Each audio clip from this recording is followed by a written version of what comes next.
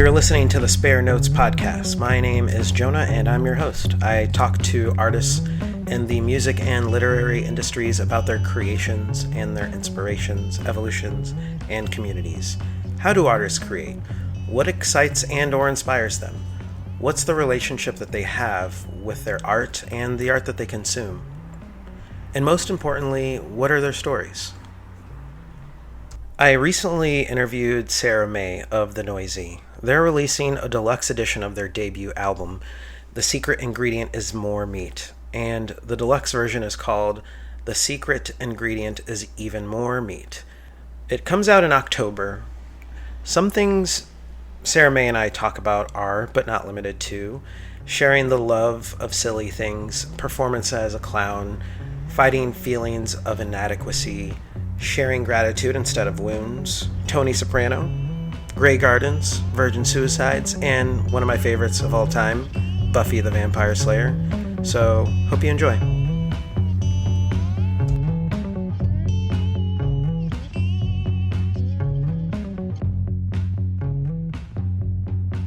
Hi, Sara Mae. How's it going? I'm good. How are you doing? I'm doing all right, turning the AC unit on and off, and sometimes higher, sometimes lower. Yep. Yep. And you've had a pretty busy week, I've seen, like on Instagram, like all over Whew. the place, right? What have you been up Yeah. to? Yeah, it's been a big week. I was gonna take the summer off and then here we are mid-July and I had three shows. So I was in New York on Tuesday. I got to play the Slipper Room, which was Hmm. really cool. It's like this old burlesque club. And I've mostly played shows in Brooklyn, and this was in, I guess, Midtown Manhattan. Oh, okay, Um, cool. so that was very cool. Last night I played a little coffee shop fundraiser for the people who got fired from World Cafe Live, which um, I was not fired, I was laid off, but a lot of us like have lost our jobs at this like independent music venue, and we can definitely talk about that more. But yeah, it was a very sweet fundraiser, very sweet event. And then after this, I have a reading some of my poems. I have a chapbook called Phantasma Gossip, so I'll be reading some poems from that tonight. That's awesome. That's doing a lot. What were you thinking about? Like, how are you going to take like 3 months off as an artist? I don't even know. How do you do that? I was fooling myself, but I guess I think about like I read interviews with people I really admire. I mean, one of my favorite bands is Japanese Breakfast, and she always Nice. talks about how Karen O is like one of her like mentors and like icons that she loves, and Yes. Karen O is like famous for saying no to things. Mm, And so I'm always like, I'm someone that's compulsively really busy, and so I was like thinking it would be good for me to take a little bit of time off. Like my bandmates are traveling for different reasons. One's on his honeymoon and one's actually just got engaged today. And oh, he's in wow. Kenya. Yeah, so we're all over the place. So like there's a lot going on. And I was like, I really want to take a second after touring the book and maybe before like the deluxe album comes out to just like be less available and to like get back to the root of my practice, which is writing. I feel like I'm doing so much that's not writing. Like you can keep yourself so busy with everything else. Um, so Tell me about it. yeah, yeah, I need to write some more, don't I? literally, yeah, Um, well, you're in Philly, right? yeah, yeah. Are you also in Philly? Yeah, I am too. Okay, I'm where are you? Whereabouts are you? I'm on Girard and Third. And yeah, so I don't know if it's Northern Liberties or Northern Liberties adjacent. I don't even know if I live in a real neighborhood I was name. gonna say it's kind of Northern Liberties, yeah, but I'm in like a similar situation. I'm in some people call it Old Richmond, some people call it Port Fishington, Oh, but cool. like kind of Kensington, kind of East Kensington, sort of Fishtown, almost Port Richmond in that funny little area. Creep Records is one of my favorite record stores in Come the on, it's so good. it's so good. I'm just like, I gotta calm myself down. I gotta I gotta look at my bank account. Literally, just to humble myself before I go into the store. Yeah, Yeah. yeah, exactly. How long you been here in Philly? It's coming up on Actually, it was just 2 years. But my partner, he grew up in South Jersey and went to school here and Hmm. has been here kind of forever. And I've moved around a bit more. Um, but yeah, I feel like I've been orbiting Philly for like a long time. Like my very best friend has lived here forever, and Hmm. um, when we finally like decided to move here, it did make a lot of sense for us. So I love it here. Do you want it to be like a forever place for you? Absolutely. Yeah, Really? no, Philly forever. Yeah, birds forever, birds until I die. Wow. Yeah. What about Philly makes you love it so much? Or what are some of the things? I mean, I think so I've lived in New England, I've lived in the Midwest, I've lived in the South and like Appalachia. Hmm. And I definitely like I miss all of those places for different reasons. Um, I mean, I think a lot of it for me is my people are here. Like, I mean, I know that they say home is where your people are, but it is just very true. I think the Mm. music scene here is like all of my favorite bands came out of Philly. Like, I do just think the music scene here is unmatched. I think that like the spirit of the city feels really unlike any other city. Yeah. I think that like we're so spoiled, like it's such a foodie city. Um, I think it does have everything I want in a place, and it's not too big that you like don't know people. Like I do like that I go places and I see people I know, and it's not a small town, but like it kind of is. Yeah. I mean, Yeah. you run into people like, You run into people. yeah. Yeah. You're originally from Chesapeake Bay? Yeah, I grew up in Maryland, in like the suburbs between Annapolis and Baltimore. So I would like I worked in high school, I worked in downtown Annapolis and I would like go to shows in Baltimore. I'd like sneak out to shows. Oh, that's Um cool. yeah, it was fun. And my parents like just got their like dream home on the Eastern Shore. Oh, Um so and like we grew up just like on the water a lot. We were just like always swimming, always like I don't know, just I think of like when I like think of my parents, I think of them like dancing at like their favorite biker bar on the river in Maryland. oh my Like, God, that sounds amazing. yeah, it's like a really special place. And I mean that's one nice thing about Philly too, is like I can see my parents in like an hour and a half if I want to. So that's really nice. Does that still feel homey to you, Chesapeake Bay? Like you have two homes now? Yeah, and you know, it's we're doing this interview at like a fun time because we're about to go to downtown Annapolis to film a music video. So a couple of the music videos I've done have been with my best friend from growing up, Sam Cush, and we just released Twos, which is like a vampire music video, Mm-hmm. which is really fun. And Sam is going to film us going out in like our favorite places in Annapolis for my song Grenadine, which was about like working in a coffee shop in Annapolis in high school. And Wow. so we're just gonna like go back to our old haunts. Like it's kind of where we became friends. Um, That- so yeah, I think it still feels homey to me. Um, I think like I still feel very much like of that place. Like especially when I go back, I feel like I remember parts of myself. I feel like I make more sense to myself when I like go back home, you Oh know. wow, that's beautiful. Thank That's you. awesome. Thank Yeah. you. Um, how'd you start getting into music and writing? I don't know if they're synonymous, but I guess Yeah. first music and were your parents an influence in that? I maybe not. Well, okay, that's not true. That's not true. I guess like they love country music and like Mm, not like I wish it was like, oh yeah, they love the oldies. They love Johnny Cash. They sure. love you know what I mean? It was more like they loved country pop music when I was in high school and like Mhm. everyone listened to country pop music. Mm. Um, but I think of them dancing a lot. Like I do think of them dancing and I think my partner likes to joke that I went to Glee High School, um, because we had this big production that we put on. It wasn't a musical, it was like a jukebox show. So it was 40 songs that are 20 years old or older, and it had been Mhm. going on for like decades. and it was a really big deal to get in. This is like also how me and my friend Sam like got close, was doing rock and roll revival together. Um, but I like, my first solo I ever had was like in fourth grade in like the environmental play. I had like four lines. I got Mm. like a special seafoam green dress for like the Earth Day solo. And I like sang in church and stuff. But I really think like rock and roll revival was like I performed in front of like 1,000 people, like for like three sold out weekends. Like it was kind of crazy. Like when you Wow. think about the scope of it, like for a high schooler, it's kind of wild. But Yeah. um, I think that definitely got me into music.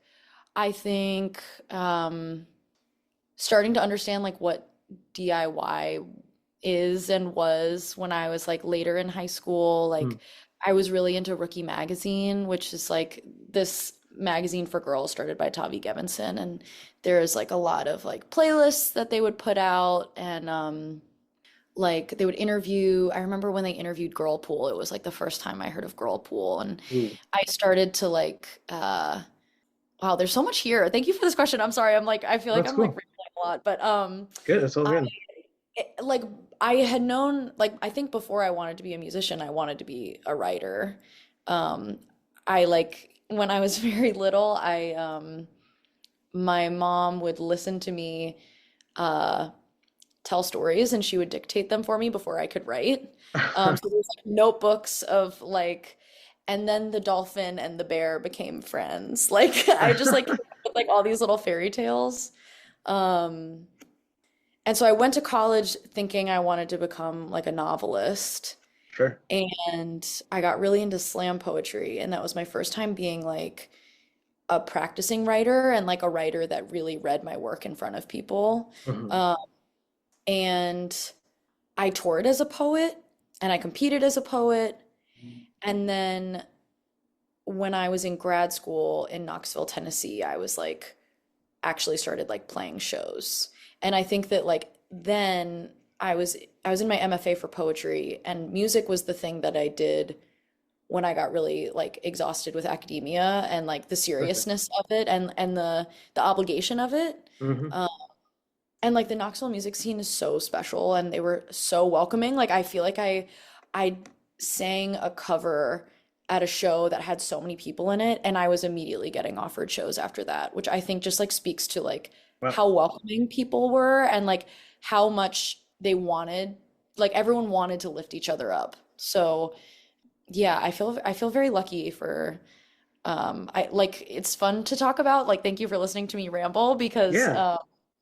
I, I look back and I'm like, there really were a lot of incredible like musical communities that I've been a part of. So, Being asked to like do more shows in Knoxville like that, did that help push you forward and encourage you in pursuing music? yeah, Moments like those? absolutely.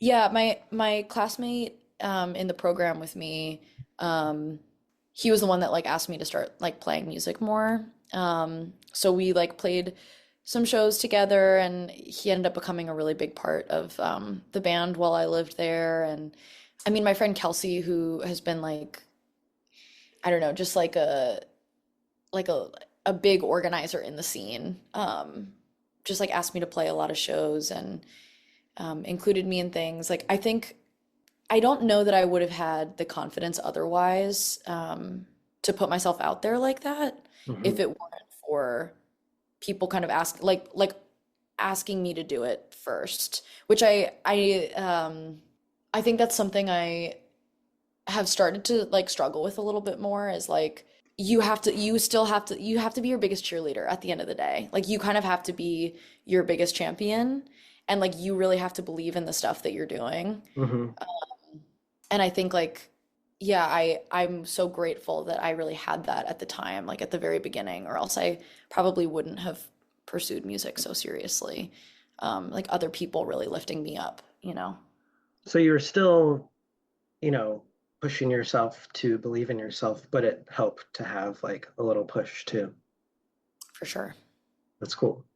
So what was the inspiration for releasing the deluxe edition of the secret ingredient is more meat, and shifting the title to the secret ingredient is even more meat, which just makes me laugh. Like,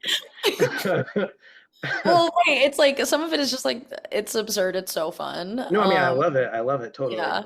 It's I awesome. think I guess a few things. I think one thing that comes to mind is like Sam just has ideas for like every song on the like music video ideas for every song on the album that they keep Hmm. coming to. They keep being like, "Well, we could do this for Little Girl. Well, we could do this for Neckline." And I'm like, "Sam, you have a full-time job." Um, but I think there's like a lot in the visual world that's still like, we're gonna keep releasing music videos through the deluxe rollout. And uh, I think I started working with a manager who's amazing, Brenna Brash, and Right. she's really been like, it's been real. I mean, talk about having someone to cheer you on. Like, she has been just like so encouraging, and it was her idea to like give the album it's sort of like give it another run because we released it independently. Like Hmm. we crowdfunded it and then released it ourselves. And I was still really new in Philly. And Hmm. like, I mean, it's only been what, like just over a year.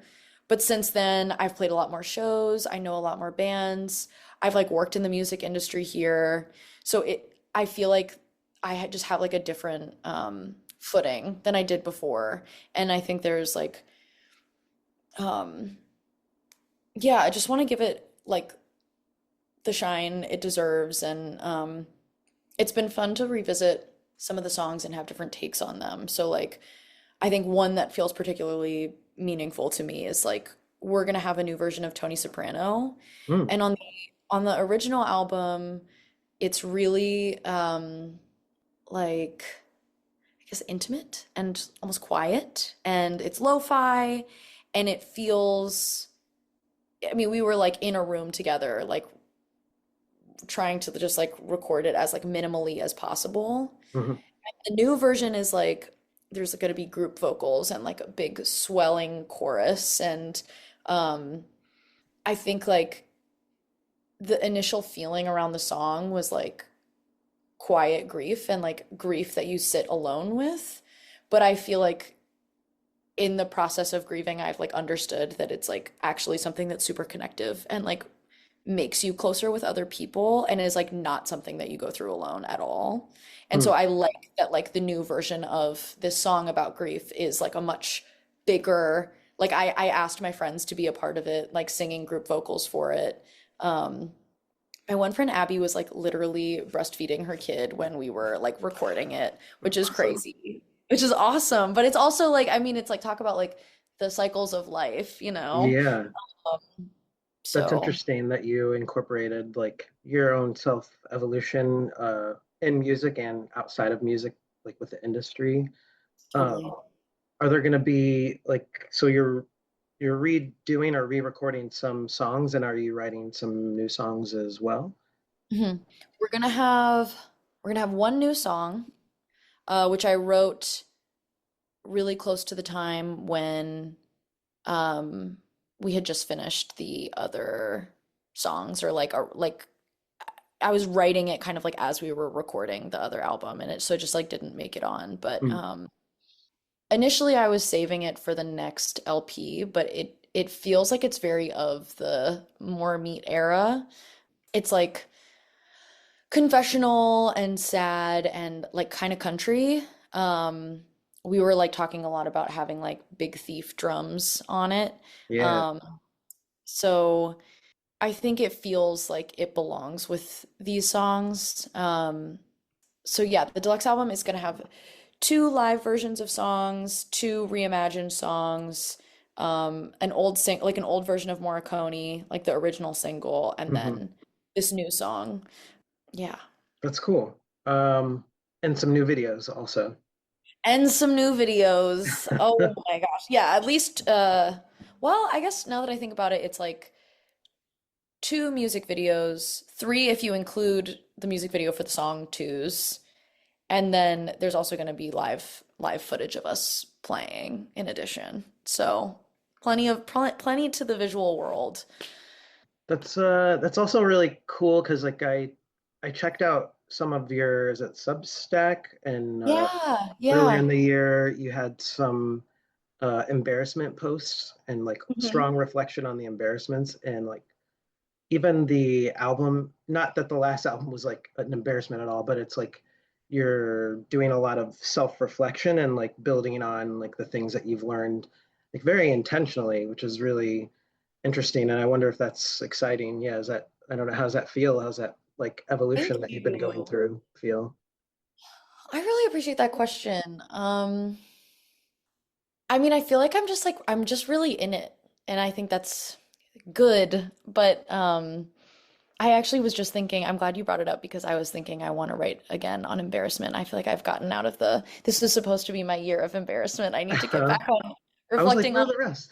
yeah, yeah. I've got to get back on reflecting on it directly, but I so I've been taking clown classes Hmm. and uh so much of clown is like being willing to be unprepared and being willing to accept your mistakes in real time and point at them and laugh with the audience. So it's kind of like transmuting your embarrassment into art.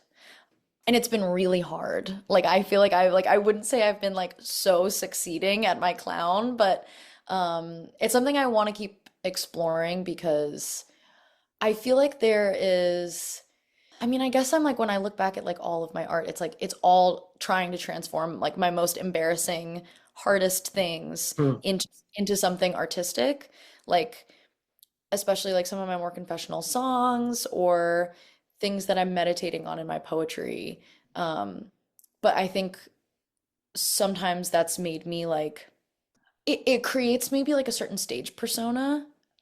And I like what I like about clown is that it's fun and that it's like deeply considering the audience versus I think before I was like, oh, I'm reluctant to share these things with you, but I must because like that is like what the medium requires. Hmm. Versus with clown, it's like if I'm able to hold up my embarrassing things and then we can like share in the joy and ridiculousness of that together. Like it's really scary, but also to be able to do that would be amazing. Huh. And I think, I mean, I feel like I am trying to figure out, especially my music practice and like my relationship with embarrassment as it pertains to music, and be able to like adjust in difficult moments. I think so often I feel restricted by, I mean, I'm like everyone goes through this. Like I think about like I remember hearing about like Missy DeBeast from Mannequin Pussy and like Michelle's Honor from Japanese Breakfast, obviously, who I love. Like talking about like their lack of knowledge around music theory or like not being able to like shred on guitar in the way that they want to. Hmm. Um, and I think so often I'm like fighting these feelings of inadequacy with my skills as a musician. Like I really trust my voice in a Hmm. like in a different way than I trust my piano playing or my music or my guitar playing. And so I think like being willing to sit in my embarrassment and like really learn something is where I'm at right now. And also like being a band leader while I'm working through that and being respectful of people's time and also being able to give them direction and like stand firm in like my vision for things and Hmm. also be open to feedback on things or like be welcoming of like other people's input because I'm really blessed like my bandmates right now are brilliant like Hmm. musicians and just people like I love them, they're dear friends and I want the music right now to be deeply collaborative. And I think like that is something that's really special about these songs on the Deluxe album is that they felt like they were able to achieve that. Like it was both, it had my vision for it, it had my ideas for it, and it also held so much from my bandmates who were writing the songs with me, or the arrangements, I should say, with me. So I don't know, but I'm in it. Like I'm really in it and figuring it out right now. That's awesome. It sounds like the clown school stuff is like helping you balance like the force or whatever, like because you get to perform in a way that it's like an outlet, kind of like music was outlet in when you were in Knoxville going to school. Yeah. Like I wonder how much like a clown is like a little bit of a performance outlet, so you don't feel like you're kind of learning simultaneously and also giving yourself space to experience the performance in different ways. I think that's totally right. Like, I think I like being a student so much because it gives me permission to not have to know everything. And I think like maybe that's partially why I went to music in the first place is because yeah, you're right. Like with poetry, I mean I love poetry and slam is really special because it's like the opposite of like academia. It's like anyone should be able to write a slam poem and there Hmm. should like the whole point is that um there's not supposed to be gatekeepers. And like in practice, we could argue that like there are gatekeepers in any Sure. community, right? But I think sometimes, being in a creative writing program, it's so small, like it's so insular. There's so much like resentment and frustration and debate about like hypothetical ideological things that like don't have bearing in our lived lives. Yeah. And I think it was like good for me to just leave and go to Josh's garage and like play guitar. It was really nice, you know? Yeah. I did a program like a couple of years ago in MFA, and like it was hard to escape all of that. Yes. What genre? Fiction. Yeah. Cool. Yeah. Very cool. It was fun. Um, Who are your favorites? Who are your favorite oh, writers? my favorite writers, I would say, I don't know, Otesha Moshfegh, just like Let's go. it's just so disgusting and amazing. Like I love that how like crude her characters are. I don't know Yeah, what I love about them. And I would probably say still like George Saunders is one of my favorites just because of that's awesome. the accuracy and the sheer epic goofiness of his writing. The absurdity is unmatched. Have you read his short story about like the Dorito and the energy bar? No, I haven't. I You know need what to I'm read that. talking about? Okay, I'll have to find it because it's like I like it's one of the least shocking things about the story that he like makes inanimate objects characters. It's like I don't know, that's like step two of like a Perfect. million step crazy story, but if I find it, I'll send it to you. It's really good. Yeah, what about you? Who are some of your favorite writers? Um, Fiction wise, I've been reading a lot of Kate Folk lately, who Okay. I found out about just like seeing at a panel at the big writers conference, AWP. I was Like there. she You were there? Okay. She came out with this book, Sky Daddy. Maybe you've seen it in stores. Mhm. It's like her main character has a sexual attraction to planes and is like, I believe that like if I'm in a plane crash, then like I have found my soulmate. Like she like definitely wants to be in a plane crash. Um, and I have been loving reading it because it's like any good absurd story does, it articulates feelings of like loneliness and being like I am an innately weird person and no one can understand me, and so I cannot be honest with anyone about like this thing that is just true about me and cannot be Mm, changed. mm. And I think like that is like she's brilliant. She's so good. So I'm really into her right now, but I think like overarching favorites, like I love Mariana Enriquez, I love Anne Carson, Mm. and I do like poetry wise, I always go back to Safia El Hillo, who's written in, like kind of in all genres. But I think her poetry is really special to me. Mm. So We should exchange a list, perhaps. we should definitely create a list. Yeah. Um, I honestly, okay, I've been meaning to get into Otessa Moshfegh because my good friend Josie is like emulates her and writes like her from on every account. Like people love Josie's writing, which actually I'll send you some of Josie's writing too. please But do. I feel like I'm trying to think of like which ones. I mean, obviously everyone loves My Year of Rest and Relaxation, but Josie talks about Maglue a lot, and I don't know where would you start with Otessa? I haven't read her novels. I've read most of her another place in another world. I forgot. It's a collection of short Cool. stories, Okay. jumping around to different characters. Yeah, that's where I've started with her. I think. Yeah, Very cool. Oh, okay. Well, I'm excited for your list. yeah. Oh, and the book of poems that like still stands out to me is "Sympathetic Little Monster" by Cameron Awkward Rich. Like that Oh my one. gosh, yeah. That Yeah, was yeah, just like yeah. so powerful. Their work always surprises me. I feel like they're I'm a writer. I write really lyrically, like descriptively, I should say. I write in a Sure. lot of images. I write really like flowery, ornate language. And I feel like their writing is really spare and like, but in an incredibly like moving and exciting way. Like I'm Yeah. always blown away by their lines. Yeah. Yeah. I'm gonna pull up a quote from an interview you did Okay. in Half Mystic Journal with Kate Wilson. Oh yeah. Yeah, that was a really great interview. There was a lot of it's so interesting to read. Like, oh, there's a lot of stuff in there. Thank Um, you. One of the things I'm going to bring up is you said that the grotesque is the most important aesthetic lens that I use. I want my narratives to play with too muchness. I oscillate between confessional writing and surreal body horror in some of the songs, and certainly in the music videos. It's a way to ground the big feelings I hold in my body: queer yearning, shame, self disgust, and alchemize them into something like a distortion of desirability. I, Hmm. I sort of something to relate this to. Like I saw you wearing a meat dress in a picture, and Yeah, yeah. answer to you did. Um, how does that meat dress relate to some of these ideas? Tell me more Mm. about the meat theme.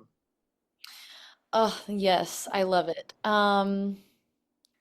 Wow, it's also wild to hear that quote a couple of years later, Hmm. which it still feels really it still feels pretty true. But with the meat, so the album title came because my grandma, who I like lost in a lot of the album writing process, I had asked her right before she died about like the family meat recipe, and she just like listed like neck bones and various things that like don't sound that appetizing to me. Uh-huh.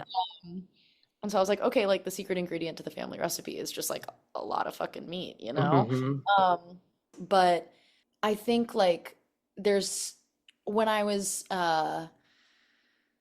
got to work with this great um designer, Sabine, who's local to Philly, and she she won this like local competition called Seam Queen that is a nightlife sewing competition. So it's a lot of people who design for drag artists or burlesque Oh, artists. cool. It's awesome. And I think they've gotten more like their production value has increased. So I think it's like even more over the top than it was before. But Very good. um when I reached out to Sabine to design a dress for the cover, I was like not thinking about Lady Gaga at all. And then people kept bringing up Lady Gaga as a comparison, which Hmm. is like so true. Like when you look back at the Lady Gaga dress, it's like completely grotesque and like scary to look at. Like it's beautiful.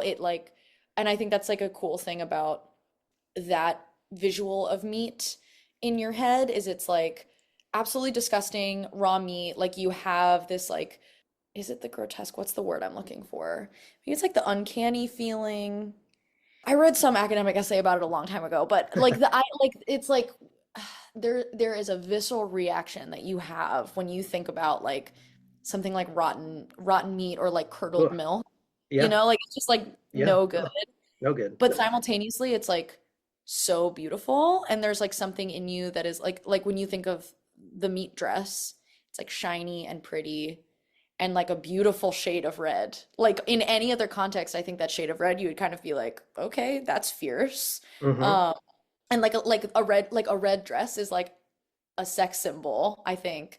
And so, yeah, it just is like there's so much about the meat dress that the one that Sabine made it was really cool. It had these like my skin tone like mesh parts like right under like right where my ribs were Mm. basically.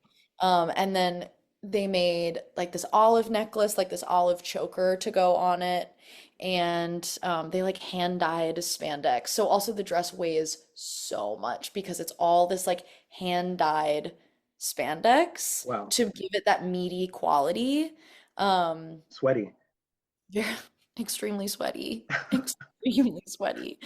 Um, yeah, I think the meat dress is like a good representation of that thing that I was talking about. I said the grotesque is my aesthetic, like not to whatever to make fun of myself, but it's true. Like I think it's accomplishing both like um it plays with like desirability while still being absolutely disgusting. So, I love that. yeah. Um, okay, I have to ask this question for a Yes. very specific reason, which I'll tell you at the end of all the words that I say. Love. And I'm going to pull one more quote that I got from Jamie. Um, so, speaking of it's about you're speaking about the Twos video. Yeah. You said, I wrote this song like a pop song, but wanted the production to bend towards mannequin pussy with sludgy guitars. Hell yeah. Let's And go. twinkly keys. The music video literizes the too muchness of the story. Buffy the Vampire Slayer meets Grey Gardens meets two dates to the prom. First, what's your relationship to Buffy the Vampire Slayer?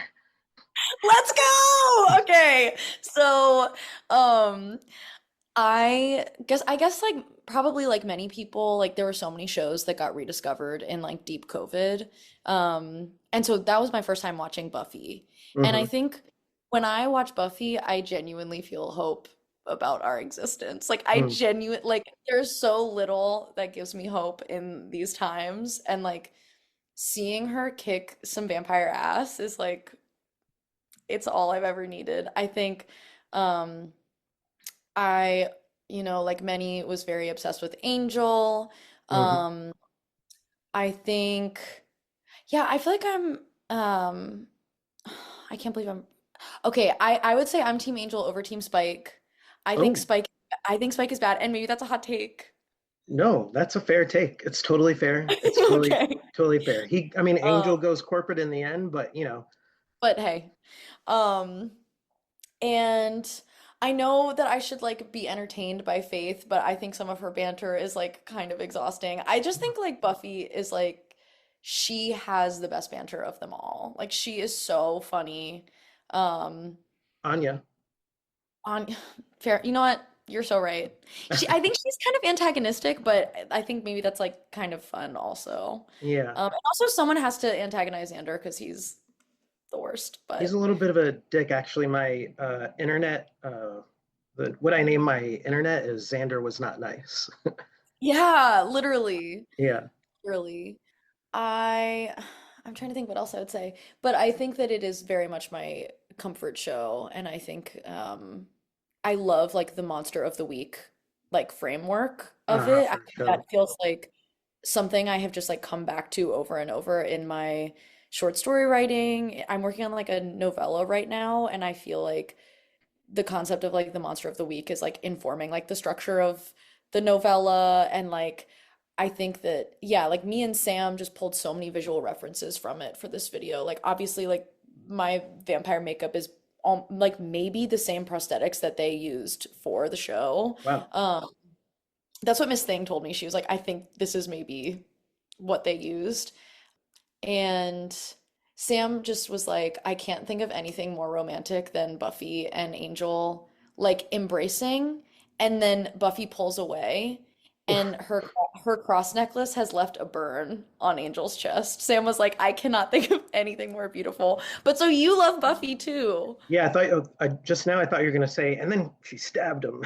And then she said, no, that was crazy. That was, oh Yeah. my God. I wept. I wept. Yeah. No, yeah, I love Buffy. I have a lot of paraphernalia. I have a Spike bust that a friend gave me because she worked at Fox years ago, and I Wait, have that's a amazing. big Sunnydale poster frame that has like the crack in it after season 7, like of the crack in the earth and a bunch of other stuff. That's sick. That's awesome. Yeah. And then I watched the trailer for Grey Gardens, and Yeah. then after like reading that quote and then thinking of Buffy and watching Grey Gardens, I mean, this is my own linear or linear, non-linear. I don't know. I thought of Heavenly Creatures too. Like, have you ever seen that Mm. one? I haven't, but I know what you're talking about. But then Grey Gardens has this like very 70s, 60s Yes. aesthetic with like but like these two people like kind of discovering how to love each other or in a certain way or in a certain space, like or Yeah. exist in a certain way. It was really cool that those were your inspirations. Yeah. Yeah, I'm thinking about them again because there's this great comedian I like, George Severus, who has a podcast, Radio Lab, that I listen to every week. And he just started doing a podcast called United States of Kennedy. Hmm. Um, and I want to say that those women are Jackie O's cousins, Oh.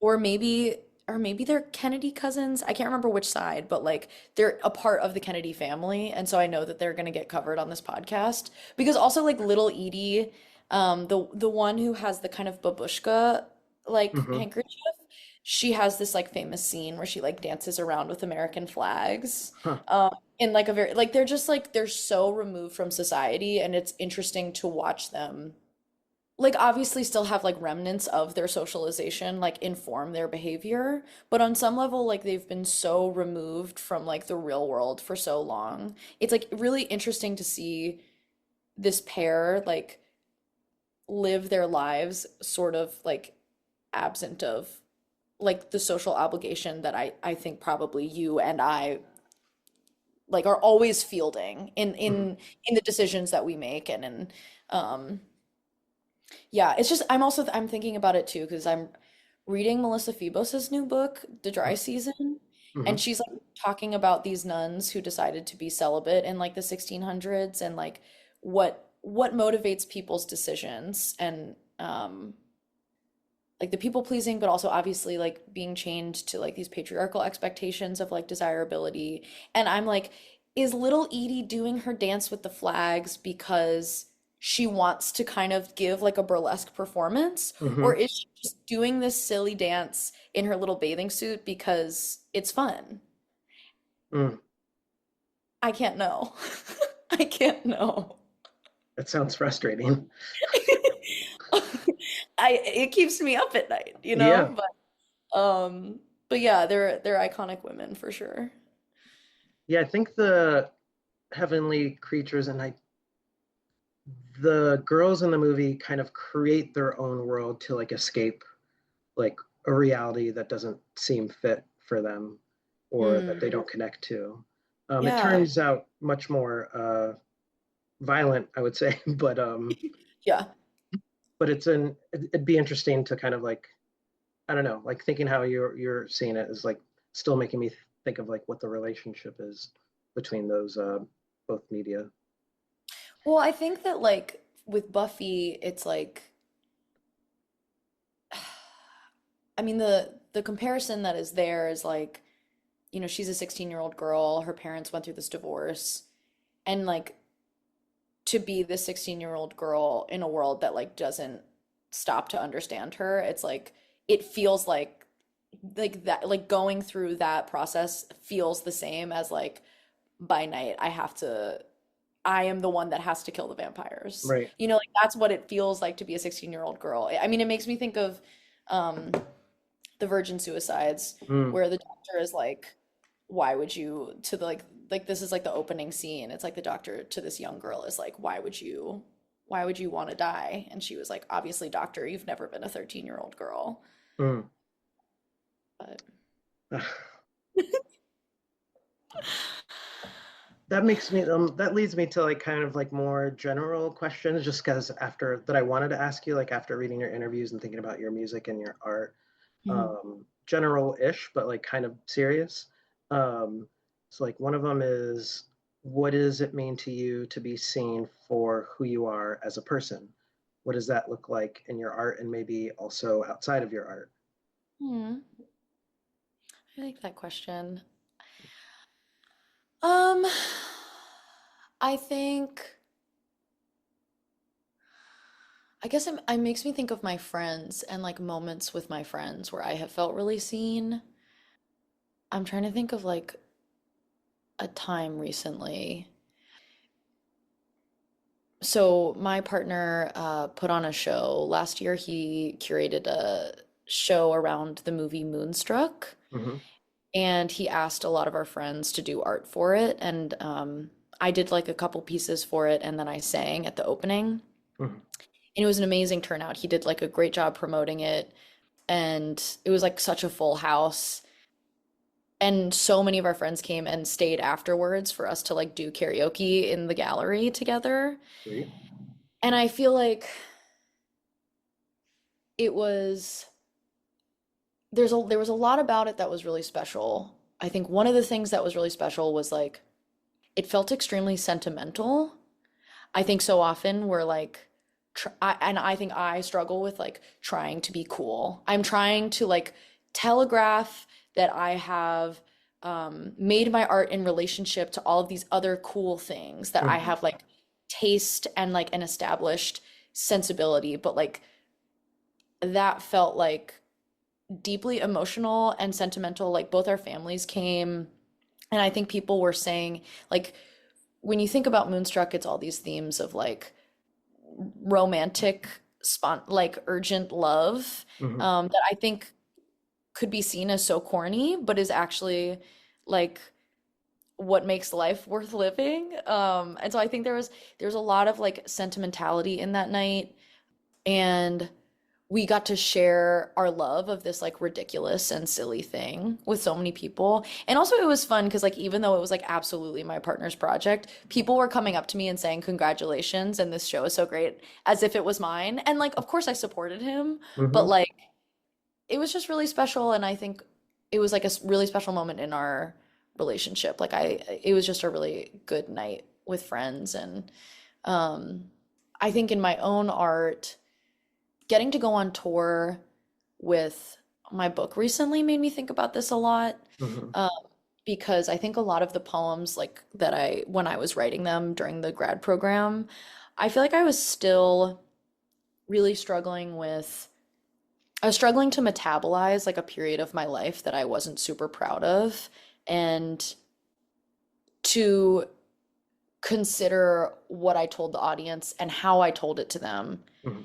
to be like, am I telling this to you because I want you to think of me a certain way? Am I delivering this information to you in a way that is more digestible or more like attractive or more sexy because like I want you to think of me that way? Or am I telling you this story because I need to tell you this story? And Mhm. I think that like that's just this tension that I'm always thinking about, that I'm trying to be less hard on myself about now. Like that's why I love clown, is like I want everyone to be in this with me. Like if I like, why are we making art if not to share it with each other and like share in the grief and the feelings and the excitement of it? Yeah. And so I'm like, the moments on tour when I got to share poems and it didn't feel like I was sharing a wound, but it felt like I was sharing gratitude for the people who were there for me during that time, or when I got to share moments where I had big revelations in the poems, where like I was able to work through something difficult or even just like be held in difficult moments. Mhm.